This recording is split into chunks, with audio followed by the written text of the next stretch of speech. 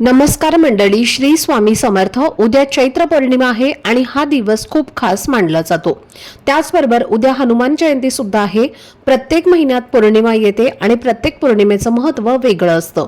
चैत्र पौर्णिमा ही मराठी नववर्षातील पहिली पौर्णिमा आहे, म्हणून तिचं महत्त्व आणखी वाढतं। याच दिवशी भगवान हनुमानांचा जन्म झाला आणि त्यामुळे या दिवशी हनुमान जयंती ही साजरी केली जाते। घराघरात पूजा, जप आणि भक्तीचा माहोल असतो। तसेच या दिवशी आई भगवती, कुलदेवी माता लक्ष्मी आणि भगवान विष्णू यांचीही पूजा केली जाते। हा दिवस धन आणि समृद्धीसाठी खूप शुभ मानला जातो। म्हणूनच या दिवशी काही सोपे पण प्रभावी उपाय केले जातात। त्यातलाच तुम्हाला एक छोटासा उपाय करायचा आहे। उद्या सकाळी घराच्या उंबरठ्यावर एक खास वस्तू ठेवायची आहे। हा उपाय केल्याने घरातील अडचणी कमी होतात, आर्थिक परिस्थितीमध्ये सुधारणा होते, घरात सुख, शांती, समाधान वाढते। तर ही वस्तू नेमकी कोणती आहे, ती कशी ठेवायची आणि इतर कोणते उपाय आपल्याला करायचे आहेत, तसेच हनुमान जयंती नेमकी कधी साजरी करायची याबद्दलची संपूर्ण माहिती मी एका सविस्तर व्हिडिओमध्ये सांगितलेली आहे।